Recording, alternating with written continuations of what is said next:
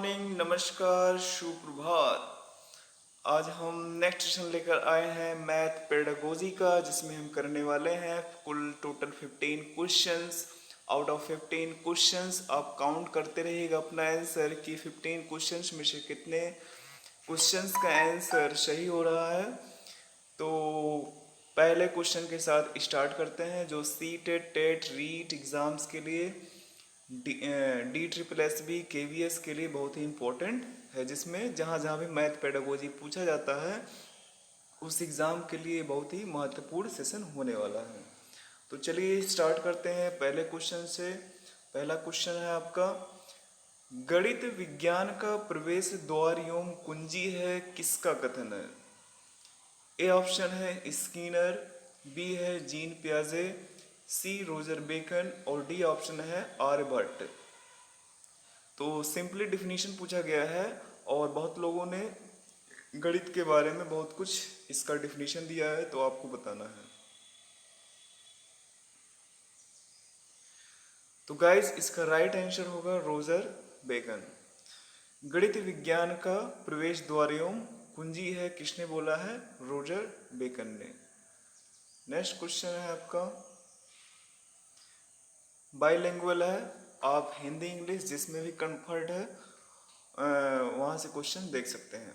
गणित की भाषा एवं प्रकृति अन्य विषयों की अपेक्षा है।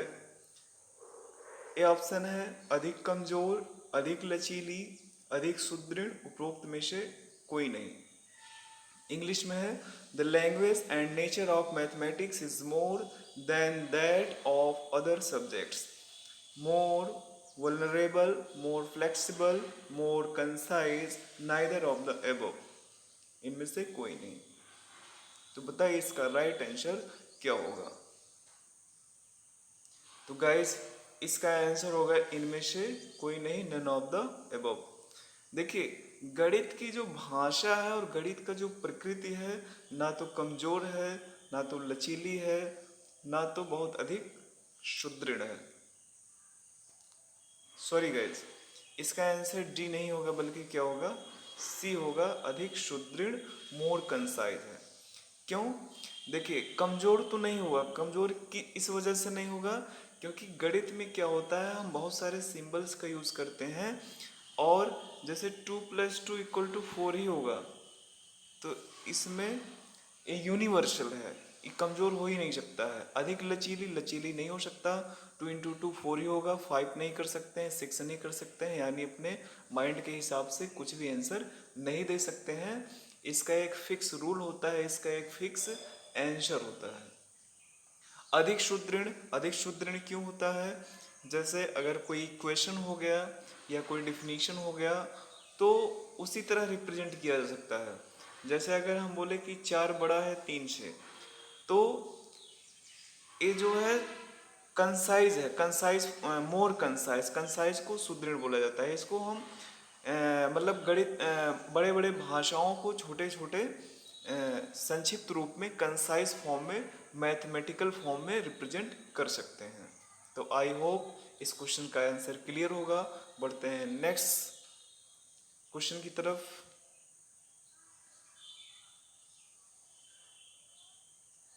नेक्स्ट क्वेश्चन है, गणित की भाषा में निम्नलिखित में से किसको शामिल नहीं किया जा सकता है? ए ऑप्शन है गणितीय सिद्धांतों को, बी ऑप्शन है गणितीय संकेतों को, सी ऑप्शन है गणितीय पदों को, डी ऑप्शन है उपरोक्त में से कोई नहीं। तो गाइस बताइए इसका राइट आंसर क्या होगा?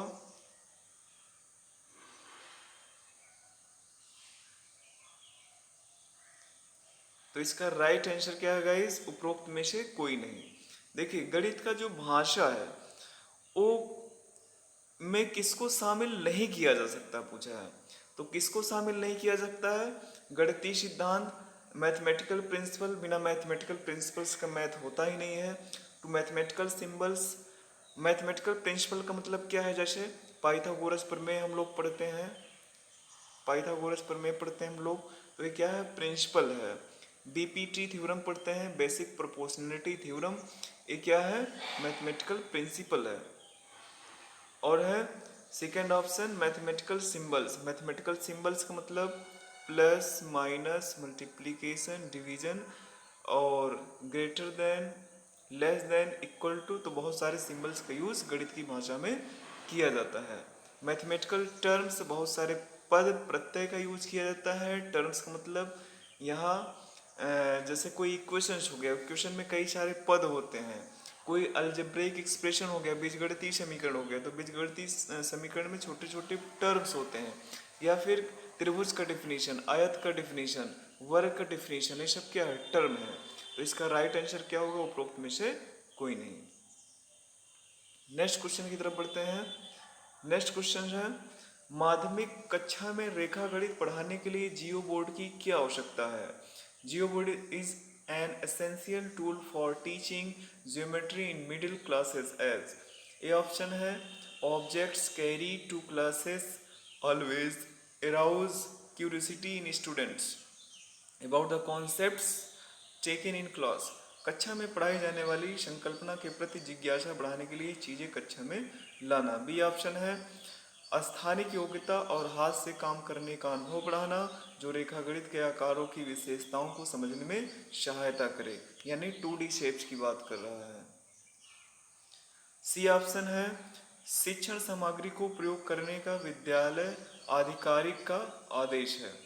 और डी ऑप्शन है, विद्यार्थी जियो बोर्ड के साथ व्यस्त हो जाते हैं जिससे कक्षा नियंत्रण में रहती है। तो बताइए गाइस इसका राइट आंसर क्या होगा। देखिए इसका राइट आंसर होगा बी ऑप्शन। जियो बोर्ड का यूज किस लिए किया जाता है, मेनली ज्योमेट्रिकल शेप्स को समझाने के लिए, उसके कॉन्सेप्ट को बताने के लिए 2D शेप्स का यूज किया जाता है। इसमें 3D शेप्स का यूज नहीं किया जाता है। एक्चुअली होता क्या है, एक तरह का बोर्ड होता है जिसमें बहुत सारे कीलें लगी होती हैं और कीलों के माध्यम से एक रबर बैंड से अलग अलग फिगर्स, इसमें 2D फिगर्स, ट्रायंगल हो गया, वर्ग, स्क्वायर हो गया, इस तरह के फिगर को जियो बोर्ड के माध्यम से बच्चे का कॉग्निटिव डेवलपमेंट किया जाता है। नेक्स्ट क्वेश्चन की तरफ बढ़ते हैं। Question number 5। क्वेश्चन नंबर 5 है, अधिक गणित जानने की अपेक्षा यह जानना अधिक उपयोगी है कि गणितीयकरण कैसे किया जाए। यह कथन किसके द्वारा दिया गया है। डेविड व्हीलर, बी ऑप्शन है जॉर्ज पोल्या, फिर सी ऑप्शन है वेन हीले और डी ऑप्शन है गैलीलियो। तो बताइए इसका राइट आंसर क्या होगा गाइस। तो ये सीधा सीधा क्या है, इसका आंसर डेविड व्हीलर। ए स्टेटमेंट है, स्टेटमेंट को आपको याद करना पड़ेगा, ठीक है। तो ये किसने कहा है कि गणित जानने की अपेक्षा ज़्यादा उपयोगी क्या है, मैथमेटाइजेशन। और यही चीज़ कौन बोलता है, NCF 2005 बोलता है। NCF 2005 यानी नेशनल करिकुलम फ्रेमवर्क 2005 का भी यही मैथ का जो हायर ऑब्जेक्टिव्स है क्या है, मैथमेटाइजेशन। नेक्स्ट क्वेश्चन है, गणित का पाठ्यक्रम डैश डैश और महत्वपूर्ण गणित सिखाने वाला होना चाहिए। The mathematics curriculum should be dash dash and teachers important mathematics. सैद्धांतिक, वैचारिक, थ्योरेटिकल, कॉन्सेप्चुअल, मूर्त, अमूर्त, कंक्रीट, अब्स्ट्रैक्ट, विस्तृत, अमूर्त, वाइड, अब्स्ट्रैक्ट, महत्वाकांक्षी, सुसंगत, एम्बियस, कोहेरेंट। तो गाइस बताइए इसका राइट आंसर क्या होगा। इसका जो राइट आंसर होगा डी ऑप्शन होगा, एम्बिशियस एंड कोहेरेंट। गणित का पाठ्यक्रम यानी नेचर कैसा होना चाहिए, करिकुलम कैसा होना चाहिए, महत्वाकांक्षी, एम्बियस यानी गणित पढ़ाने का जो मेन गोल होना चाहिए वो हायर होना चाहिए, यानी एम्बिशियस, महत्वाकांक्षी होना चाहिए, ठीक है। और कोहेरेंट का मतलब क्या होता है, सुसंगत, यानी उसका एक सीरीज होता है कि पहले प्लस पढ़ाया जाए, फिर माइनस पढ़ाया जाए, फिर मल्टीप्लिकेशन पढ़ाया जाए, फिर डिवीजन पढ़ाया जाए, यानी सुसंगत ढंग से चले, यानी लोअर टू हायर चले, यानी कंक्रीट टू अब्स्ट्रैक्ट होना चाहिए। तो आई होप इस क्वेश्चन का आंसर क्लियर होगा। नेक्स्ट क्वेश्चन है, गणित शिक्षण में गणित की भाषा का प्रमुख गुण है शुद्धता, यथार्थता, सक्षमता, ये सभी। Accuracy, reality, competence, all this. तो गाइस बताइए इसका राइट आंसर क्या होगा? इसका राइट आंसर होगा ऑल ऑफ दिस, ये सभी। गणित में क्या होती है? एक्यूरेसी पाई जाती है, रियलिटी भी होती है, यथार्थता भी पाई जाती है, कॉम्पिटेंस यानी सक्षमता भी इसमें पाई जाती है। नेक्स्ट क्वेश्चन की तरफ बढ़ते हैं। कक्षा 3 के विद्यार्थियों को संख्या पद्धति पढ़ाने का उद्देश्य है। क्लास 3 के स्टूडेंट को अगर पढ़ाना है तो वहाँ गणित पढ़ाने का क्या उद्देश्य है? ए ऑप्शन है 4 अंकों वाली संख्या की योग और घटाने के कौशल में प्रवीणता पत्र प्रदान करना। बी ऑप्शन है बड़ी संख्याओं को पढ़ाने के कौशल में प्रवीणता प्रदान करना। सी ऑप्शन है 6 अंकों तक गणना करने में सक्षम बनाना। डी ऑप्शन है संख्याओं को सैकड़ा, दहाइयों और इकाइयों के समूह में देखना व स्थानीय मान की सार्थकता समझना। तो गाइस बताइए इसका राइट आंसर क्या होगा? इसका राइट आंसर क्या है? डी ऑप्शन है। यानी देखो, अगर वो प्राइमरी लेवल पर कोई बच्चा है तो उसको अभी बड़े बड़े डिजिट्स का सम करना, माइनस प्लस डिवीजन करना नहीं सिखाएंगे। सबसे पहले क्या पढ़ाएंगे आप प्राइमरी लेवल पर बच्चे को? वहाँ पर स्थानीय मान की अवधारणा को डेवलप करेंगे, अंक से परिचय कराएंगे, इकाई, दहाई, सैकड़ा यानी वंस, टेंस और हंड्रेड्स प्लेस के बारे में बताएंगे। ठीक है, तो इसका राइट आंसर क्या हो जाएगा? D option. नेक्स्ट क्वेश्चन है राष्ट्रीय पाठ्यचर्या की रूपरेखा। इंपॉर्टेंट क्वेश्चन है। राष्ट्रीय पाठ्यचर्या की रूपरेखा 2005 के अनुसार प्राथमिक स्तर पर संख्याओं और उन पर संक्रियाएं, मात्राओं का मापन आदि का शिक्षण। ए ऑप्शन है गणित शिक्षण के संकीर्ण उद्देश्यों को पूरा करता है, गणित शिक्षण के उच्च उद्देश्यों को पूरा करता है, बच्चे की चिंतन प्रक्रिया के गणितीकरण के उद्देश्यों को पूरा करता है। डी ऑप्शन है महत्वपूर्ण गणित शिक्षण के उद्देश्य को पूरा करता है। तो बताइए इसका राइट आंसर क्या होगा गाइस?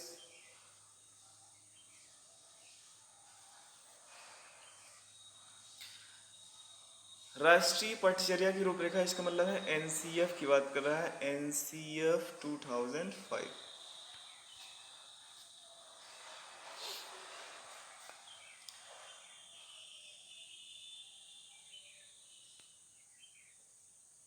देखिए इसका राइट आंसर क्या होगा गाइस? ए ऑप्शन होगा गणितीय शिक्षण के संकीर्ण उद्देश्यों को पूरा करता है, narrow aim of teaching mathematics.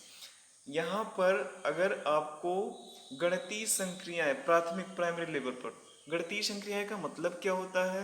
Plus, minus, multiplication और डिवीजन, जिसे गणितीय संक्रियाएं बोली जाती हैं। तो इसका आप एडिशन करना सिखा रहे हैं, सब्ट्रैक्शन करना सिखा रहे हैं, मात्राओं का मापन करना सिखा रहे हैं, वॉल्यूम मापन करना सिखा रहे हैं। यानी जीन पियाजे के कॉन्सेप्ट से, कॉग्निटिव डेवलपमेंट से तुलना करें तो जीन पियाजे का कंक्रीट ऑपरेशनल स्टेज जो 7 से 11 वर्ष की अवस्था होती है, तो measurement of height, weight, volume ये सब सिखा रहे हैं। तो इसका क्या है? नैरो एम है गणित का। और गणित का हर यहाँ बेसिकली एनसीएफ 2005 ने गणित के 2 उद्देश्य बताए हैं, एक संकीर्ण उद्देश्य और एक उच्च उद्देश्य। उच्च उद्देश्य क्या होता है? अब्स्ट्रैक्ट थिंकिंग, बच्चे के अंदर अब्स्ट्रैक्ट थिंकिंग का विकास करना, यानी डिडक्टिव रीजनिंग का यूज कर सके। जैसे मूर्त चीज़ें हैं, अब्स्ट्रैक्ट चीज़ें हैं, अब्स्ट्रैक्ट चीज़ के बारे में चिंतन कर सके, उसके बारे में सोच सके, उससे संबंधित समस्याओं का समाधान कर सके।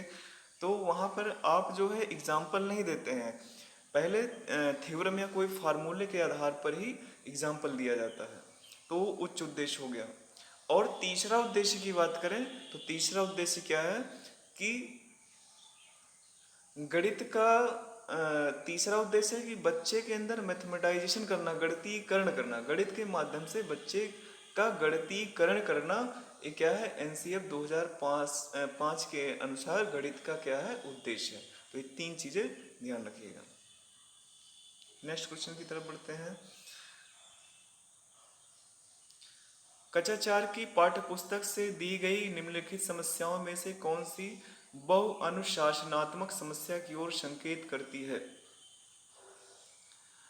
Which of the following problems from the textbook of class 4th refers multidisciplinary problem? Bharat के झंडे का आरेख बनाइए और झंडे में समिति रेखाओं की संख्या की पहचान कीजिए। बी ऑप्शन है दी गई आकृति की दर्पण छवि प्रतिबिंब का आरेख बनाइए। और सी ऑप्शन है दी गई आकृति में कितनी सममित रेखाएं हैं, how many lines of symmetry are there in a given figure. D option है दी गई ज्यामिति आकृति में एक सममित रेखा खींचना। तो अगर कक्षा 4 में पढ़ा रहे हैं तो पहले बात इसका मतलब समझिए, मल्टी डिसिप्लिनरी प्रॉब्लम। तो इसका राइट आंसर क्या होगा, ए ऑप्शन होगा। क्यों? क्योंकि गणित को किसी अन्य सब्जेक्ट के साथ जोड़ना यही कहलाता है मल्टी डिसिप्लिनरी, बहु अनुशासनात्मक। यानी गणित के माध्यम से आप गणित के माध्यम से आप क्या चीज़ सिखा रहे हैं, गणित के माध्यम से आप सोशोलॉजी यानी सोशल साइंस को भी जोड़ सकें, आप जो है गणित के माध्यम से ज्योग्राफी को भी जोड़ सकें, गणित के माध्यम से फिजिक्स को भी जोड़ सकें। तो ये क्या है, मल्टी डिसिप्लिनरी कहलाता है। यानी आप झंडा बनाना सिखा रहे हैं तो उसमें आयत के बारे में बताएंगे, लंबाई चौड़ाई है, फिर इसमें 3 लाइन खींच रहे हैं तो लाइन सिमेट्री के बारे में बताएंगे, समरूपता के बारे में बताएंगे। तो ये कहीं ना कहीं झंडे के माध्यम से कहाँ जुड़ रहा है, मैथ में जुड़ रहा है, मैथ के कॉन्सेप्ट जुड़ रहे हैं। और झंडा एक किसका सब्जेक्ट है, सोशल साइंस का सब्जेक्ट है। तो इस वजह से इसका राइट आंसर क्या होगा, ए ऑप्शन होगा। नेक्स्ट क्वेश्चन की तरफ बढ़ते हैं। Question number 11। क्वेश्चन नंबर 11 क्या है, प्राथमिक स्तर के बच्चे दी गई आकृतियों को उनकी दिखावट के आधार पर वर्गीकृत करने के योग्य हैं। वेन हीले के अनुसार वे ज्यामिति के डैश पर हैं। मानसिक चित्रण पर विजुअलाइजेशन स्टेज, विश्लेषणात्मक स्तर एनालिटिकल स्टेज, अनौपचारिक निगमन स्तर इनफॉर्मल डिडक्शन स्टेज, औपचारिक निगमन स्तर फॉर्मल डिडक्शन स्टेज। तो बताइए इसका राइट आंसर क्या होगा। इसका राइट आंसर होगा मानसिक चित्रण स्तर। यानी वेन हीले का स्टेज आप पढ़ेंगे तो ये 0 लेवल है। कौन सा लेवल है, 0 लेवल है। यहाँ पर विजुअलाइजेशन करना सिखाया जाता है फिगर का। जैसे अगर बच्चा चांद देख रहा है या सूर्य देख रहा है तो उसको समझ में आने लगेगा क्या है, सर्कल है, वृत्त है। इसी तरह वो फुटबॉल देखेगा, फुटबॉल भी देख के क्या बोलेगा, यहाँ भी गोला नहीं, 3D शेप के बारे में जानकारी नहीं, इसको भी क्या बोलेगा, सर्कल बोलेगा। इसी तरह ब्रेड देख रहा है तो ब्रेड को देख के क्या बोलेगा, ए स्क्वायर है। तो विजुअलाइज कर रहा है बच्चा, वहाँ केवल फिगर देख के पहचान कर रहा है कि ये आयत है, ये रेक्टेंगल है, ये सर्कल है। तो इस तरह का क्या कर रहा है, विजुअलाइजेशन कर रहा है। और इसे क्या कहते हैं, फर्स्ट स्टेज यानी 0 स्टेज। कुल कितने स्टेज है, 5 स्टेज है। नेक्स्ट क्वेश्चन की तरफ बढ़ते हैं। Question number 13। हस्तपरक प्रतिमान, स्थिर चित्र, लिखित प्रतीक, मौखिक और लिखित भाषा, वास्तविक संसार की स्थितियां अथवा संदर्भ डैश को दर्शाने के 5 तरीके हैं। इंग्लिश में पढ़ लेते हैं। Manipulative models, static pictures, written symbols, spoken and written language, real world situations और कॉन्टेक्स्ट और 5 वेज टू रिप्रेजेंट। ये ऑप्शन है गणितीय चिंतन एवं विचार, मैथमेटिकल थिंकिंग एंड आइडियाज, ज्योमेत्रीय प्रमाण, ज्योमेट्रिक प्रूफ, गणित की पाठ्यचर्या, और डी ऑप्शन है गणितीय शब्द भंडार। तो इसका राइट आंसर क्या होगा, ये किस चीज को दर्शाने के तरीके हैं।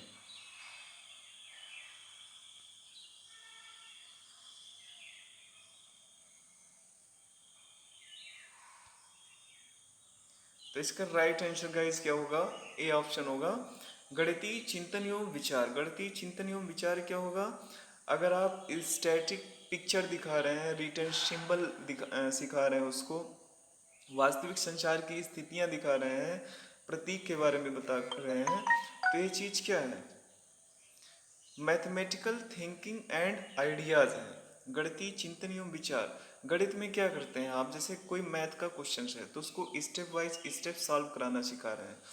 तो एक अपने आइडिया को क्या कर रहे हैं आप, रिप्रेजेंट कर रहे हैं, अपने विचार को क्या कर रहे हैं, प्रेजेंट कर रहे हैं। या हम कोई सिंबल सिखा रहे हैं, greater than, less than, equal to, तो ये सब क्या सिखा रहे हैं, अपने विचारों को व्यक्त करना सिखा रहे हैं। ठीक है, तो ये चीज़ हो जाएगा। नेक्स्ट क्वेश्चन की तरफ बढ़ते हैं।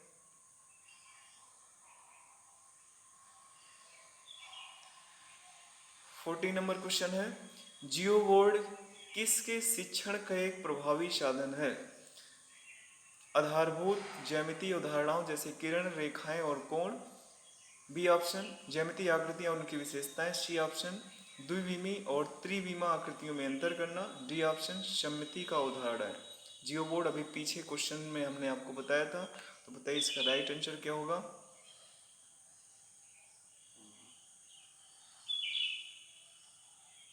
इसका राइट आंसर क्या होगा, बी ऑप्शन ज्यामितीय आकृतियां और उनकी विशेषताएं। यानी इसमें 2D शेप्स का यूज किया जाता है। ठीक है, 3D शेप्स का नहीं, कट जाएगा। सिमेट्रिक नॉलेज नहीं दिया जाता है इसमें। रेखा, कोण ये आपका अलग चीज हो जाएगा।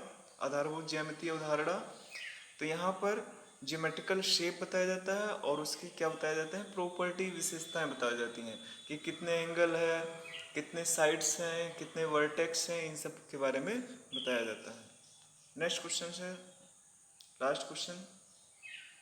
प्राथमिक कक्षा का एक बच्चा संख्या चिन्ह घड़ी की सुइयों में अंतर स्थापित नहीं कर पाता। यह तथ्य इंगित करता है कि इस बच्चे को निम्नलिखित में से किस क्षेत्र में समस्या है। श्रवण स्मृति, एडिटोरी मेमोरी, वर्किंग मेमोरी, प्रक्रिया स्मृति, विजुअल प्रोसेसिंग, दृश्य प्रक्रमण, लैंग्वेज प्रोसेसिंग, भाषा प्रक्रमण। बताइए, एक बच्चा है जो है संख्या चिन्ह है, घड़ी की सुइयों में अंतर नहीं कर पा रहा है, तो बच्चे में कौन सी समस्या है। इसका राइट आंसर क्या होगा, विजुअल प्रोसेसिंग, यानी दृश्य समस्या है। इस वजह से इस तरह की समस्या उसको हो रही है। तो ये थे 15 क्वेश्चंस। एक क्वेश्चन छूट रहा है, 7वां क्वेश्चन नहीं हुआ था। 7वां क्वेश्चन क्या है, भिन्न की इकाई से शिक्षक ने छात्रों से किन्हीं 5 भिन्नों की सूची बनाने के लिए कहा। यह प्रश्न संकेत करता है सोचने के उच्च स्तर को, हाई लेवल ऑफ थिंकिंग, विश्लेषणात्मक सोच को, एनालिटिकल थिंकिंग, त्रिकोणीय सोच को, स्पेशियल थिंकिंग, सोचने के निम्न स्तर को, लोअर लेवल ऑफ थिंकिंग। तो भिन्न की इकाई से शिक्षक ने छात्रों से 5 भिन्नों की सूची, यानी 5 अलग अलग तरह के भिन्न लिखना है, यानी टोटल 5 भिन्न लिखना है। तो ये कौन से स्तर, देखिए एनालिटिकल है, ये क्या है, इसमें समस्या को छोटे छोटे पदों में तोड़ना और उसका विश्लेषण करना होता है, तो ये तो होगा नहीं।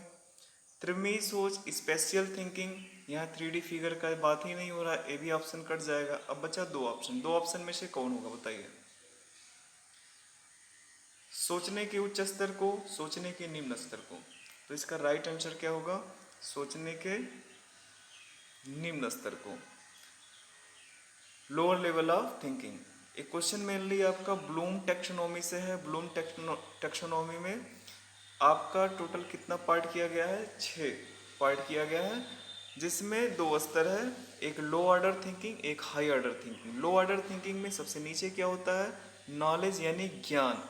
तो यहाँ पर आपको सूची बनाने के लिए कहा जा रहा है 5 भिन्नों की, तो केवल सूची बनाने का काम किया जा रहा है। तो ये नॉलेज, आपको नॉलेज कराया जा रहा है, ज्ञान कराया जा रहा है, तो इसी वजह से लो ऑर्डर थिंकिंग है। लो ऑर्डर थिंकिंग में 3 चीजें आती हैं, नॉलेज, ज्ञान, अवबोध, अंडरस्टैंडिंग, ज्ञान, अवबोध, और एक ऑप्शन तीसरा एक चरण और है, उसको आप कमेंट बॉक्स में लिख के ज़रूर बताइएगा। अगर आपने ब्लूम टेक्सोनॉमी पढ़ा है, बहुत इंपॉर्टेंट है, कॉग्निटिव डेवलपमेंट से रिलेटेड है, और ये आया था 1956 ईस्वी में। तो आउट ऑफ 15 क्वेश्चंस में से कितने क्वेश्चन आपके सही हो रहे हैं, कमेंट बॉक्स में ज़रूर बताइएगा। और वीडियो अच्छा लगा हो तो लाइक, शेयर और कमेंट जरूर कीजिए। जय हिंद, जय भारत।